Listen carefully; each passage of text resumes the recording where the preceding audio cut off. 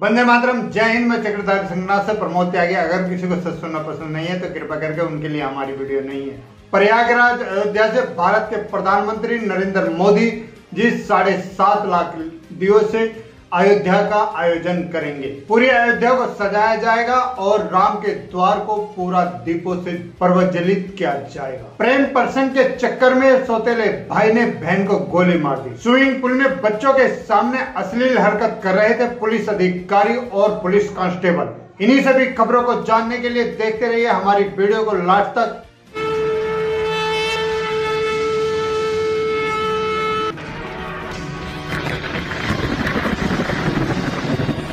उत्तर प्रदेश के सीएम योगी आदित्यनाथ ने गणेश चतुर्थी को सार्वजनिक स्थल पर मनाने के लिए मना कर दिया है और उन्होंने ये सावधानी इसलिए बरती है कि कोरोना की सावधानी को देखते हुए ताकि प्रदेश में कोरोना की कोई शिकायत न बढ़ सके, इसलिए उन्होंने ये सावधानी बरती है। उन्होंने कहा है कि हम शिवालयों और घरों में बड़े धूमधाम से गणेश चतुर्थी को मनाएंगे, लेकिन हमें कोरोना की महामारी को भी ध्यान में रखना चाहिए ताकि हमारे प्रदेश में किसी भी तरह की हानि न पहुंच सके और गणेश चतुर्थी के त्योहार में किसी भी तरह की बाधा न आ सके, क्योंकि हमारे ये 2 महीने त्योहारों के हैं और हमें बड़ी सावधानी के साथ इन 2 महीने को निकालना है और हमारे कोई भी त्योहारों में किसी भी तरह की विडंबना नहीं आनी चाहिए। और इस मौसम में कई तरह की महामारी अपना सर उठा के खड़ी रहती है, जैसे डेंगू, मलेरिया और कोरोना तो हमारी 2 साल से परीक्षा ले ही रहा है। उस तरह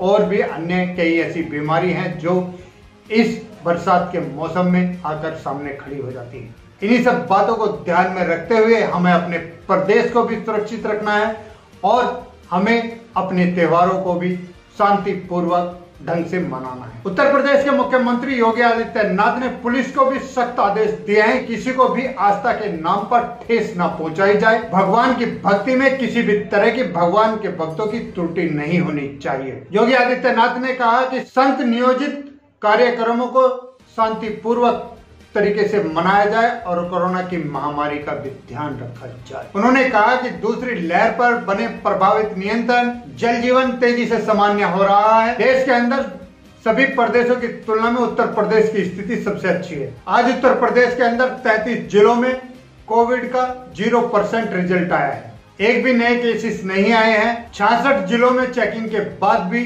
कोविड का कोई केस सामने नहीं है। अन्य बीमारियों को भी ध्यान में रखते हुए उत्तर प्रदेश के मुख्यमंत्री योगी आदित्यनाथ ने सभी सरकारी अस्पतालों को मुफ्त में दवाई देने का और शांतिपूर्वक मरीजों के साथ व्यवहार करने का आदेश दिया है। और उन्होंने आदेश दिया है कि जो भी अस्पताल में मरीज जाएगा उनका सभी का निःशुल्क इलाज किया जाए और बड़ी सावधानी पूर्वक किसी भी तरीके की कोई भी शिकायत मरीजों के प्रति नहीं आनी चाहिए। अयोध्या राम का द्वार 2017 में पहली बार उत्तर प्रदेश के मुख्यमंत्री योगी आदित्यनाथ ने सजाया था। उत्तर प्रदेश में श्री राम का द्वार उत्तर प्रदेश के मुख्यमंत्री श्री योगी आदित्यनाथ ने 2017 में सजाया था और तभी से आज तक उसकी परंपरा चली आ रही है।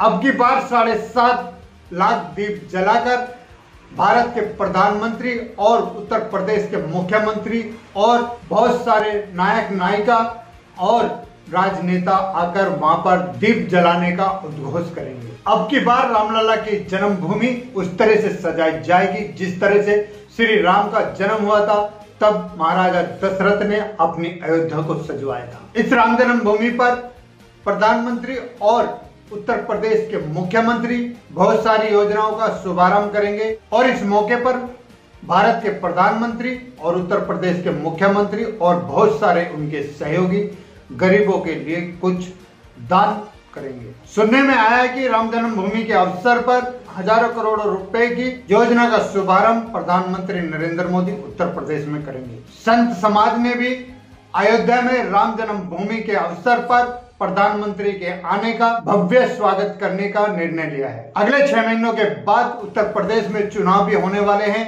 और इसी सारी बातों को मद्देनजर रखते हुए भारत के प्रधानमंत्री उत्तर प्रदेश को उन्नति की राहों पर ले जाना चाहते हैं। उत्तर प्रदेश की जनता भारत के प्रधानमंत्री और उत्तर प्रदेश के मुख्यमंत्री को सम्मान करती है और प्रोत्साहन देती है और उनकी बातों पर विश्वास करके उत्साहित है। प्रेम प्रसंग के मामले में सौतेले भाई ने बहन को मारी गोली, बहन गंभीर हालत में है, अस्पताल में भर्ती कराया गया है।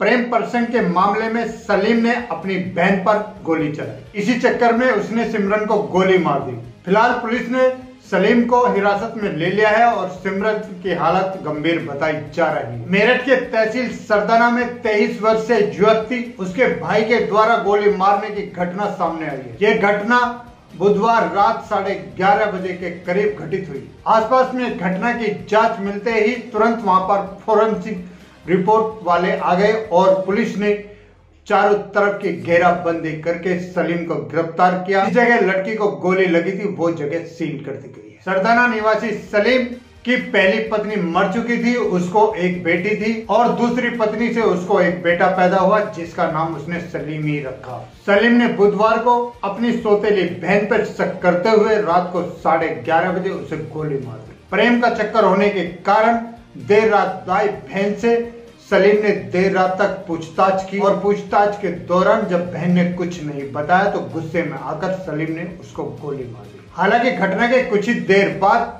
सिमरन की मौत की घटना की खबरें उड़ गई, लेकिन सिमरन को तुरंत अस्पताल में ले जाया गया जहां पर वो मेडिकल हॉस्पिटल में आज भी जिंदगी और मौत के साथ जूझ रही है। प्रधानमंत्री कैबिनेट बैठक में टेस्ट ट्रायल क्षेत्र के लिए PLI स्कीम को दे दी मंजूरी, किसानों को भी मिली बड़ी राहत। प्रधानमंत्री नरेंद्र मोदी की अध्यक्षता में आज कैबिनेट में अहम बैठक हुई।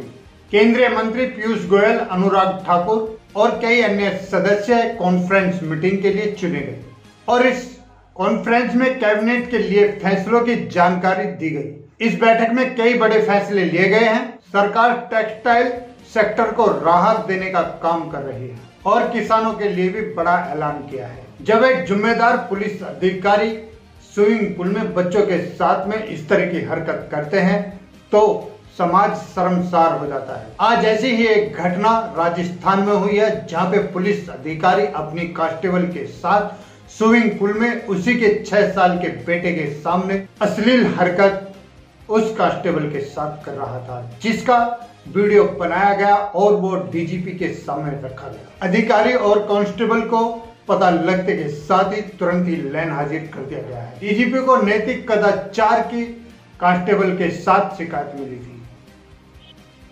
जिसकी जांच के बाद कांस्टेबल और अधिकारी दोनों को निलंबित कर दिया गया।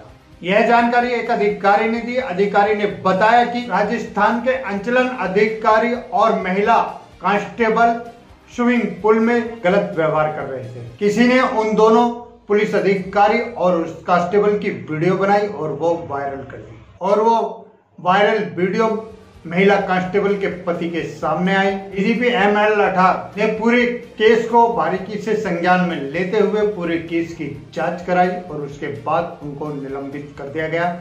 अभी आगे की कार्रवाई कोर्ट करेगी। मुरादाबाद से अगवा की गई किशोरी, जनवरी से आज तक पुलिस नहीं खोज पाई थी। घटना के समय लड़की अपनी नानी के घर पर थी। इस केस में लड़की के पिता ने अपने दोस्त के खिलाफ ही केस दर्ज किया है। पुलिस ने लड़की के माता पिता को और उसके परिजनों को संतुष्ट करते हुए कहा है कि आरोपी और लड़की को बरामद कर लिया गया है और ये तब हुआ जब लड़की नहीं मिल रही थी तो 1 महीने से SSP के घर और ऑफिस के सामने लड़की के माता पिता और उसके परिजनों ने धरना पर बैठना शुरू कर दिया और रोज के रोज नई नई मीडिया आकर पुलिस की छवि को बदनाम कर रही थी और इसी कारण पुलिस ने आरोपी और लड़की को सुरक्षित पकड़ा। करीब 1 महीने के बाद पुलिस की सांस में सांस आई है। 2 टीमों ने इस मिशन को पूरा किया। माता पिता ने धरना धरने से पहले पुलिस के सामने कहा था कि अगर हमारी लड़की सुरक्षित नहीं मिली तो हम भी यहीं पे धरना धर के अपनी जान दे देंगे।